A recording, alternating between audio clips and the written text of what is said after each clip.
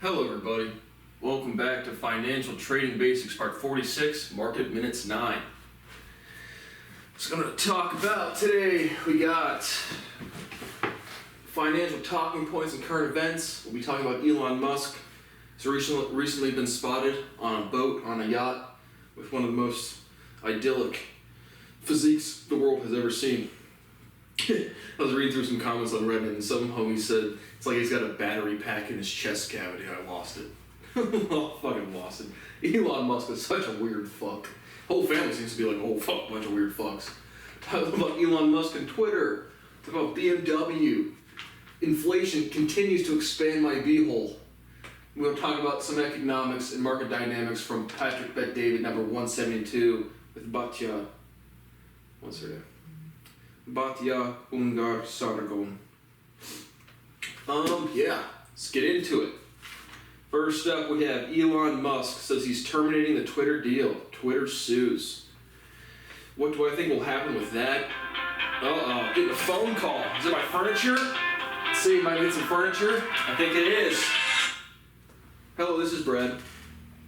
Hey Brad, just give me a call back. I did get your washer and dryer in from you today. I do still have to go over to store 17, which is just over on the other side of Columbus, to grab some headboard, footboard, and rails for you. But other than that, I got the rest of your order in.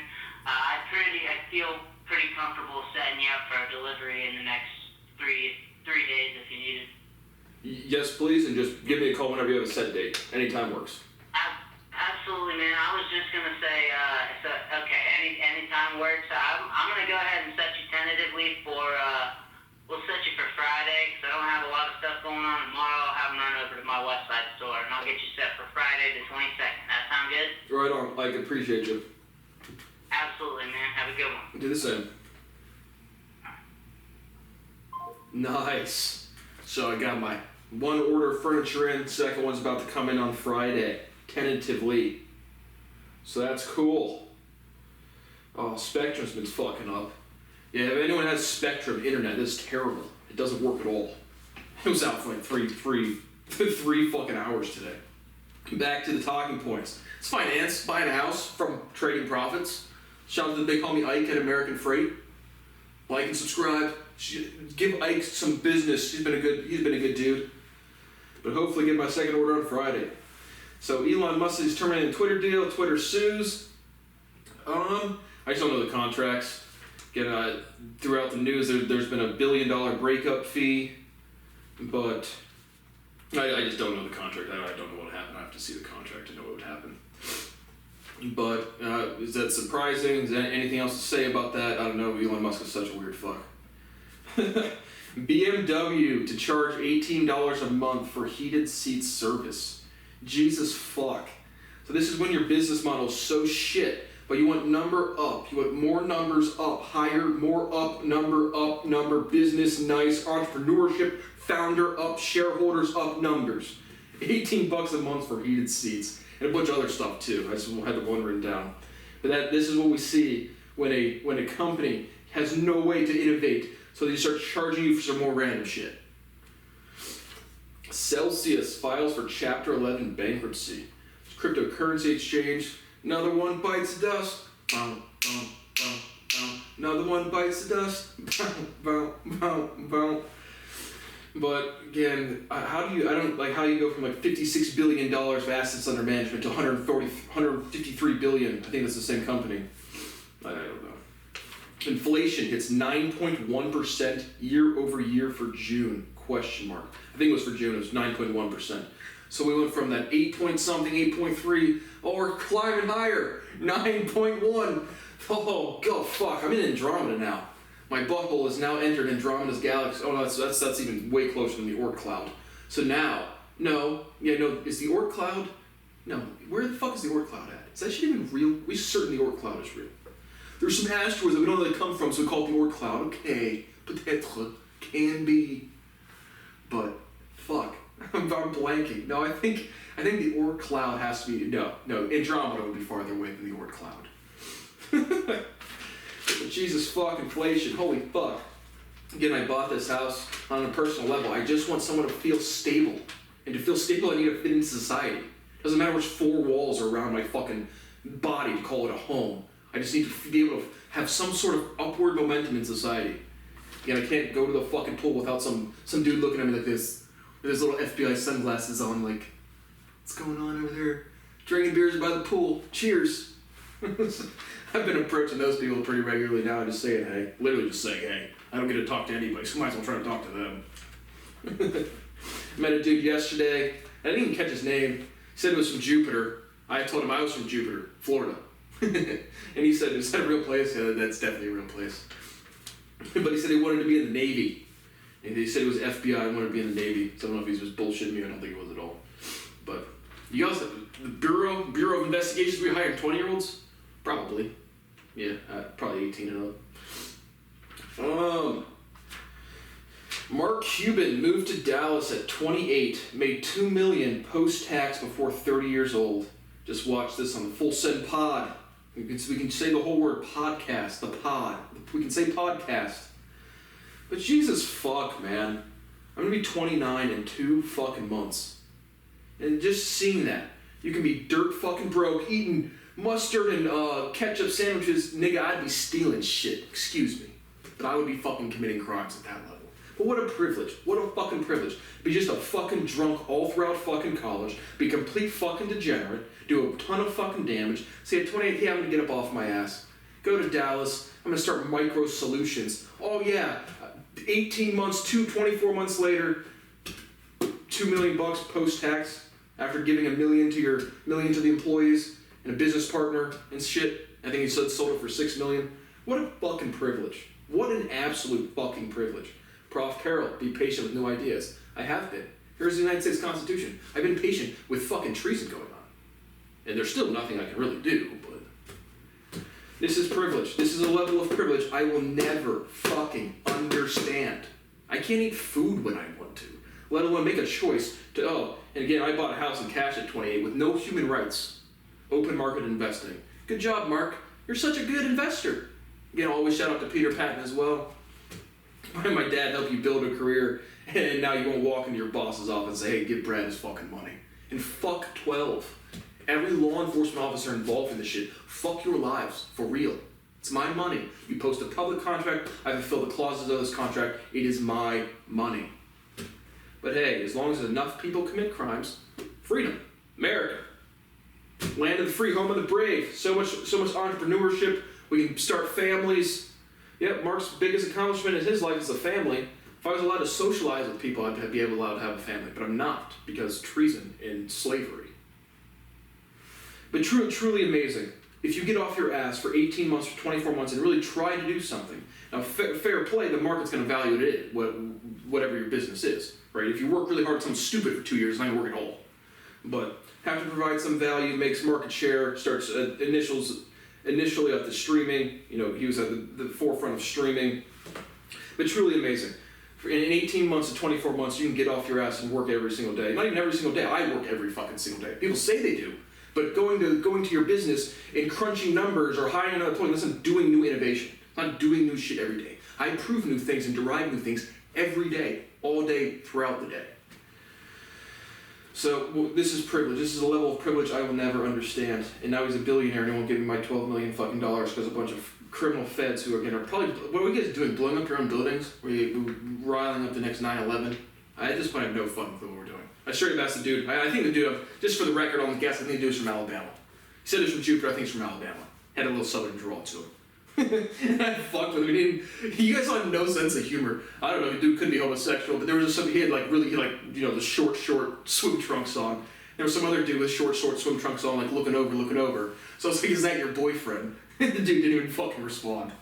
So, it's fucking hilarious when I ask you guys just joking questions in person. You're like, is he serious? Like, is just fucking around. Trying to be a human being. I'm trying to have a personality and fit into the species, and I'm not allowed to because you guys don't raise your kids and you're insecure fucking retards. You're just fucking stupid, selfish, and entitled, arrogant retards. But now, and this was a news story, but I think I was looking at this financial flights out of the UK are canceled because of where the runway melted. Probably not good for the business. Runway's melting. Too hot. That's really it for the market minutes. Again, not too much to say. Haven't really made new trades. Again, I would be buying stuff. Haven't really added anything. Once I get settled in my house, I'll be adding to stuff. I absolutely like the alternative actual real medicine, not pharmaceuticals here. Again, I like travel leisure. But overall, in general, I think it's a good time to be buying, just pretty much across the board for anything with a good fundamental thesis at the bottom. But no financial changes in my portfolio. I don't know. I'm probably down $9,000 on the year. Looking at my account right now, $27,600. And I have $15,000 in Bitcoin right now. Yeah, probably down. I think I started with 36,000. It's probably down about $8,000 to $9,000. But again, I'll probably have the way I'm budgeting now, I'll probably have $100,000 to $125,000 left over after I'm all furnished, all settled down, and I'll be reinvesting that, and I'll update you when I do that. So now to some economics. I watched Patrick Bet David, number 172 with Batya Ungar Sargon. Hopefully I'm pronouncing that correct, without too much harsh accent. Fun language fact, going from French to just even listening to Arabic or Russian, it's a lot less harsh, it's a lot less guttural. There's at least two types, guttural and nasal vocalizations. Nice. This is a sentiment I heard from Batya, but this is a sentiment that I've heard over and over again that I think is completely wrong. She's like, I didn't even really I watched most of the podcast, maybe half of it, 60%, but I don't really know her political stance. They were kind of talking about Marxism a little bit. She's kind of like a Marxist, but not a Marxist. So it's like I don't know exactly what that is, and I have not read Karl Marx in years. So it's like I don't speak to Karl Marx unless I've recently read the piece. But we need to have unskilled labor for shelf stocking, ... etc. Do we need to have unskilled labor? Kind of. For one, we have technology. A lot of unskilled labor jobs, moving shit, packages, at some point will go away. Maybe not in the next even 5, 10, 15, 25 years. Again, Boston Dynamics Robotics, they can barely jump up the stairs correctly. They're not going to start moving packages like human beings anytime fucking soon. But eventually, a lot of technology will take unskilled labor. But also, the facet of human beings, or biological organisms in general, you're born unskilled at everything. So naturally, in a functioning society at any point, and in the conversation they're kind of talking about Patrick Bet's in the way they're talking, he's kind of implying older people, like a shelf stocker who's 40, 50 years old. He's nothing against them, but they're lazy if they don't want to have any sort of upward ambition. I don't really agree with the lazy thing, but just to the economic point, do you need unskilled labor in society to have a functioning economy? Again, with technology, that will decrease, but as a natural facet of being a human being, you're not born with skills. So the unskilled job will typically go to the younger people, right? So do you need unskilled labor for society? Some, but it's a natural asset of the species is you have to learn stuff. So that's part of getting more skills, getting more jobs. But in general, I kind of fundamentally disagree that you need unskilled labor. At least in the tonality they're discussing here, and I've heard that echoed a lot. You need the working classes. You need a functioning society. Whatever does that the most efficiently, what's going to happen? Period. So, no, you don't need unskilled labor, and if the unskilled labor you do need would be naturally fulfilled by unskilled workers, which are children, or people growing and developing their skill sets. What regulates financial goals and ambitions? Again, let's just use my personal thing. Again, because I do most of a lot of people who don't speak another language, who can't play a musical instrument, who don't podcast, who don't lecture, who don't educate themselves, who don't read books, who don't review TVs, shows. They're really fantasizing about all of the potential they could do. And then they make some money and then they realize they're just a human being and they don't really care to put in the work to do so. Right, so money and developing skill sets with time and discipline are two independent things. Well, not entirely. If you have more money, you have more time. But most people don't have skill sets. And then they start making money and they continue to not develop the skill sets. Conversely, I have some money, but again, I've never lived off more than $35,000 a year, strictly because of fucking crime. For no other reason. But I have the skill sets that I want. So when I'm in the market, it's strictly literally do I want to buy a new couch? Do I want to buy a new TV? Do I want to go on a $10,000 trip? And I'm going to maybe line up a thing for that. But it's really the financial goals and ambitions of people is like, if I made more money, I could do all of these other things, and then they just don't do anything. And so it's like, that's a never-ending kind of process. As we've talked about many times in this series, have financial goals outside of the market. Number goes up, and in the market, it can always go up. You can turn that $10,000 into $500 quadrillion, no real reason you couldn't, with all the inefficiency, all the daily trading. You have to make the right trades, but what are you going to do with all the money? And so have well-defined goals. Again, getting a home. But for me, on a personal level, it's fitting into society, getting a time frame in which I can do something new. And so that's really where the goals and ambitions come from, like personal, again, developing yourself.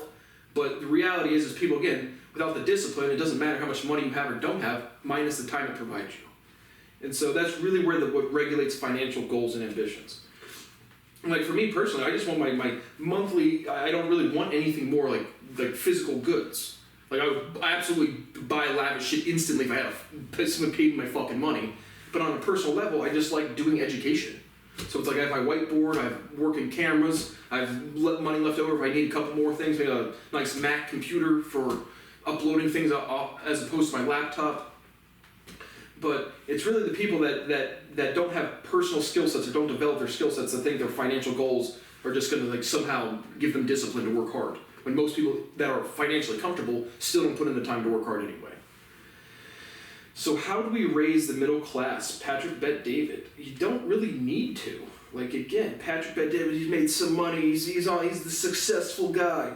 How do we raise the middle class? Again, the ambition and goals is pretty much independent or dependent on the sentient or the sentiment of the entire species and its speciality. It's this natural tendency to differentiate. I'm going to do the best. I'm going to be the best guitarist, the best singer, or I'm going to at least start a small band, or I'm going to do this, or I'm going to do that, and then they just don't do the skills. I mean, it's not hard. You can go buy a $200 guitar and develop skill.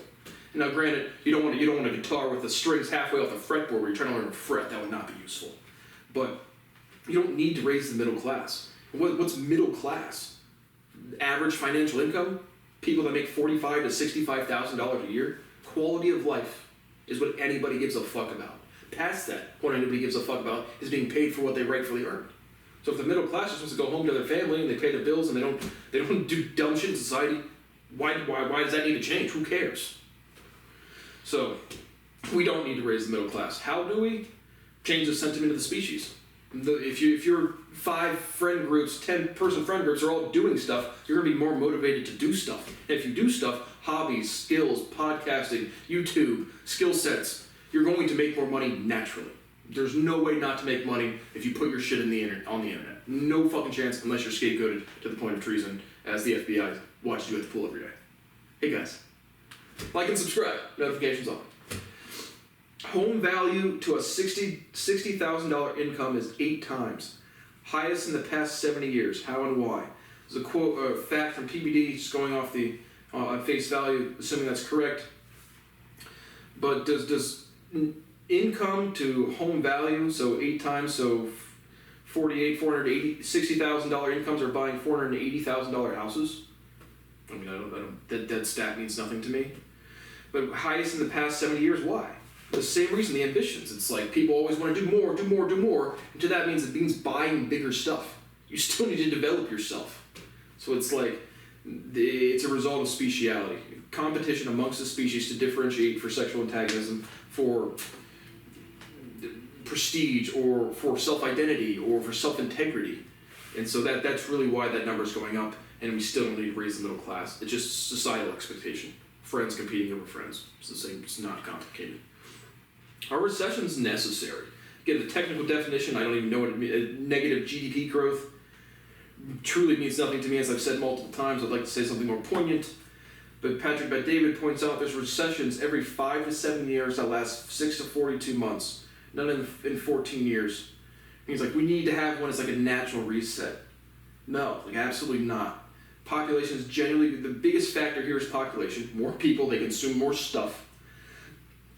So is there going to be I do think in the longer term future, there'll be some sort of natural kind of limit of GDP based on the population and consumption needs. And as people's behaviors consolidate more, they'll consume more regularly, consistently with everybody else.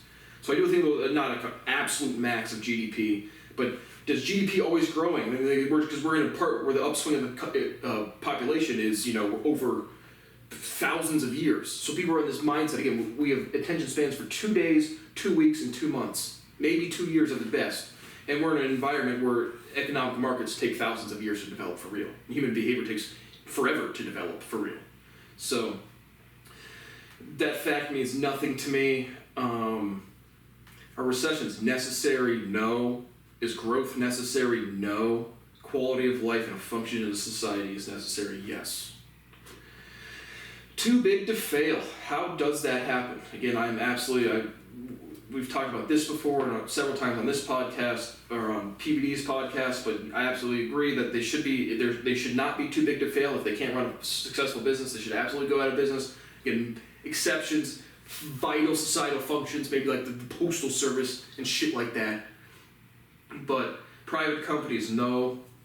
But more importantly, economically, how does that happen? How do you get too big to fail?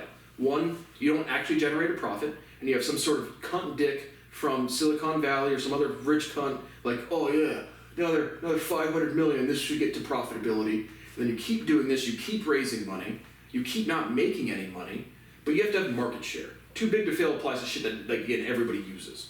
But should you be too big to fail? Never. At least not for private companies whatsoever. But how it happens is really, again, just this endless growth from what we just talked about, regulating financial goals and ambitions as an individual retail trader. It's the same thing at the company level. And once they acquire so much market share, society says, well, this is vital functions to our day-to-day life, so we don't want that to go away. So what's the next best option? So how do we avoid having things too big to fail is having functioning companies, not just raising money to say, let's raise more fucking money because we have our nice suits. Now we're the CEO. Now I'm Andy Jassy with our $204 million CEO package. Well, obviously Amazon's profitable, but you should be better investors and better founders. You should generate a good business model as a founder. As an investor, you shouldn't just pump money into something and hope it gets profitable 7 years, 10 years, whatever. And I think that's the last one because we talked about flights out of the UK canceled already. So not a super involved economics episode, but I thought there was enough for an episode. So thank you for watching Financial Trading Basics Part 46, Market Minutes 9. See you next time.